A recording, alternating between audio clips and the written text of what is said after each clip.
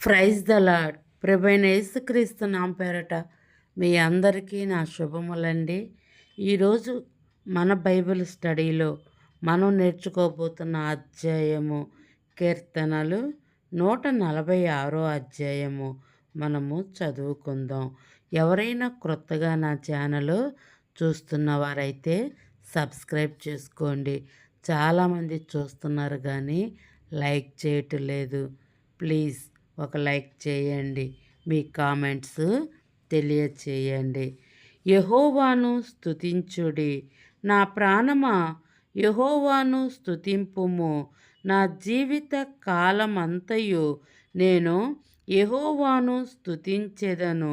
నేను బ్రతుకు కాలమంతయు నా దేవుణ్ణి కీర్తించెదను. రాజుల చేతనైనను నరుల చేతనైనను రక్షణ కలగదు. వారిని నమ్ముకొనకుడి, వారి ప్రాణము వెడలిపోవును. వారు మట్టి పాలగుదురు, వారి సంకల్పము వాడే నశించును. ఎవరికి యాకోబు దేవుడు సహాయు అగునో, ఎవడు తన దేవుడైన యెహోవా మీద ఆశ పెట్టుకొనునో వాడు ధన్యుడు. ఆయన ఆకాశమును భూమిని సముద్రమును దానిలోని సర్వమును సృజించినవాడు. ఆయన ఎవ్వడును మాట తప్పనివాడు. బాధపరచు వారికి ఆయన న్యాయము తీర్చును. ఆకలిగొని వారికి ఆహారము దయచేయును. యెహోవా బంధింపబడిన వారిని విడుదల చేయును. యెహోవా గుడ్డివారి కనులు తెరవజేయువాడు. యెహోవా కృంగిన వారిని లేవనెత్తువాడు. యెహోవా నీతిమంతులను ప్రేమించువాడు. యెహోవా పరదేశులను కాపాడువాడు. ఆయన తండ్రి లేని వారిని విధవరాండ్లను ఆదరించువాడు.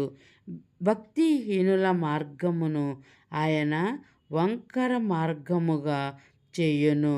యెహోవా నిరంతరము ఏలును. సియోను నీ దేవుడు తరములన్నిటినీ రాజ్యము చేయును. యెహోవా స్తుతించుడి. ఈ యొక్క మాటలు దాని భావము చూసారా? ఇక్కడ కీర్తనకారుడు చెప్తున్నాడు, ఆయనంట జీవిత కాలమంతయు కూడా దేవుణ్ణి స్తుతిస్తాడంట.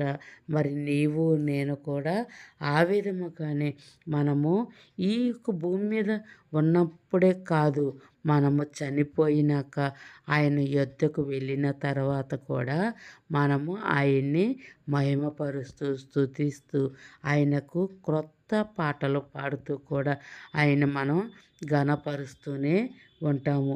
ఈ యొక్క మాటలు మనం చూసినప్పుడు నా ప్రాణమా యెహోవాను సన్నుతించుము, స్తుతించుము అని అంటూ ఉన్నారు. అంతేకాకుండా జీవిత కాలమంతయు కూడా నేను యెహోవాను స్తుతించెదను. నేను బ్రతుకు కాలమంతయు కూడా నా దేవుణ్ణి కీర్తించెదను.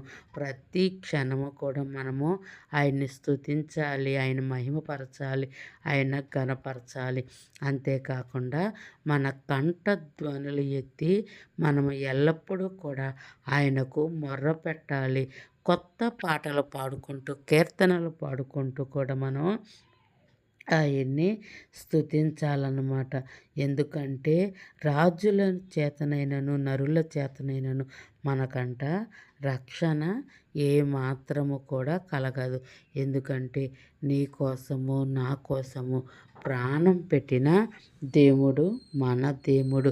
అంతేగాని మన తల్లిదండ్రులు కానీ, మన బంధువులు కానీ, మన స్నేహితులు కానీ, మన ఈ దేశంలో రాజులు అనబడిన ఏ అధికారులు కూడా నీ కొరకు నా కొరకు ప్రాణమైతే పెట్టలేదు. కానీ మనలను మన పాపపు బంధకాల్లో నుంచి విడిపించగలిగిన మన ఏకైక దేవుడు మన దేవుడు మన కొరకు ప్రాణం పెట్టాడు.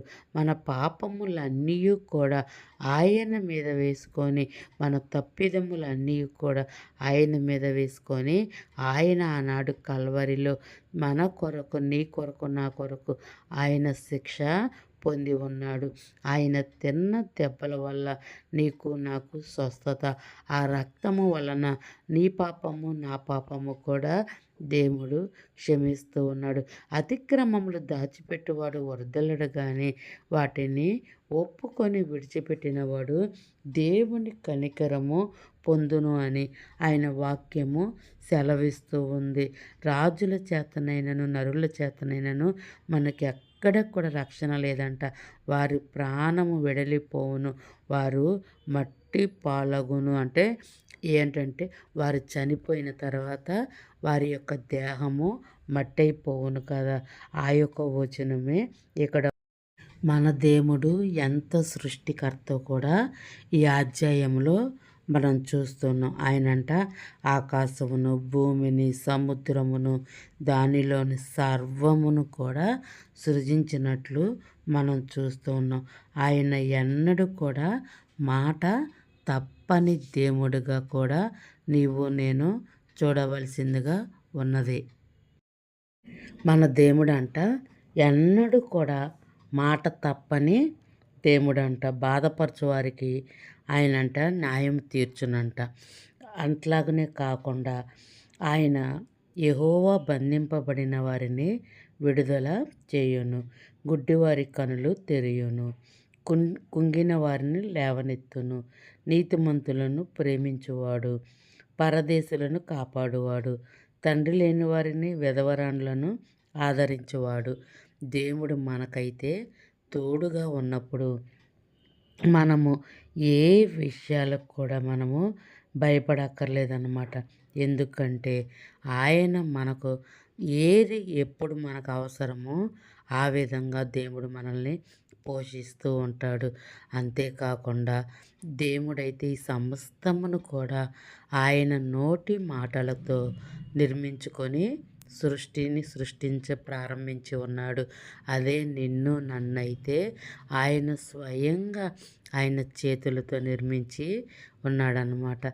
నాస్తిక రంధ్రములో ఆయన జీవాత్మను ఊది ఉన్నాడు. అర్థమైందా పిల్లలు? దేవుడు ఎంత నిజమైన దేవుడో, ఎంత గొప్పవాడో ఆయన మనం ఇప్పుడు ఆయన యందు భయభక్తులు కలిగి మనం జీవిస్తున్నాం కాబట్టే ఆయనకు మనం ప్రార్థించుకోగలుగుతున్నాం. భక్తిహీనులంట ఆయన ప్రేమను ఎన్నడూ కూడా గుర్తెరగరంట. కానీ మనం ఆ విధముగా అవిశ్వాసంగా అపనమ్మికగా మాత్రం మనము ఉండకూడదు. భక్తిహీనుల మార్గం అంట ఆయన వంకర మార్గముగా చేయునంట. ఎందుకంటే దేవుడు లోకమునకు వెలుగై ఉన్నాడు. వెలుగు సంబంధులే ఆయన యొద్దకు రాగలుగుతారు. పాపంలో ఉన్నవారు, పాపాన్ని ప్రేమించువారు, లోక ఆశలతో ఉన్నవారు దేవుణ్ణి ఎంత మాత్రము కూడా ప్రేమించరు. వారు నశించిపోవలసిందని కూడా బైబిల్ చెబుతూ ఉంది. అందుకని మన క్రియలైతే దేవుని యందు పనికిరానివే కానీ నువ్వెప్పుడైతే దేవుని యందు విశ్వాసం ఉంచి ఆయన నీ తండ్రి కానీ రక్షకుడుగా నువ్వు ప్రేమిస్తావో అప్పుడు దేవుడు నీకు దేవుడై ఉంటాడు. దేవుడు ఏమని వాక్యం సెలవిస్తుందంటే, నా యొద్దకు వచ్చిన వారిని ఎవ్వరిని కూడా ఆయనంట చెయ్యి జార్చుకోడంట. అర్థమైందా పిల్లలు? మనం ఎల్లప్పుడూ కూడా దేవుని మాట మనము విని ఆయన యందు భయభక్తులు కలిగి మనము జీవించాలి. సియోను నీ దేవుడు తరములన్నిటను రాజ్యము చెయ్యును. మన తరమే కాదు, మన పిల్ల పిల్ల పిల్ల పిల్ల తరములు కూడా ఆయన దేవుడుగా ఉండటానికి మనము ఒప్పుకోవాలి. మనం ప్రార్థించాలి. మన యొక్క పిల్లలను కూడా ఆయన చేతులకు అప్పచెప్పాలి.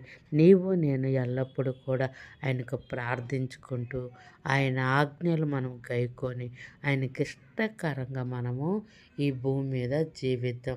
అంతేకాకుండా మన యొక్క సమస్తమును కూడా దేవుని చేతులకు అప్పచెబుదాం. మన హృదయపూర్వకంగా ఆయన్ని మన హృదయంలోకి ఆహ్వానించుకుందాం. ఎందుకంటే నీవు ఎప్పుడైతే దేవుణ్ణి మనస్సు పూర్తిగా నీవు హృదయంలోకి ఆహ్వానిస్తావో ఆయన నీవు ఆయనతో కలిసి వాక్య భోజనము చేస్తూ ఉంటారు. ప్రతి క్షణము కూడా నీవు దేవుని ఆత్మతో నింపబడాలి. సరేనా పిల్లలు? గాడ్ బ్లెస్ యూ పిల్లలు. God bless you.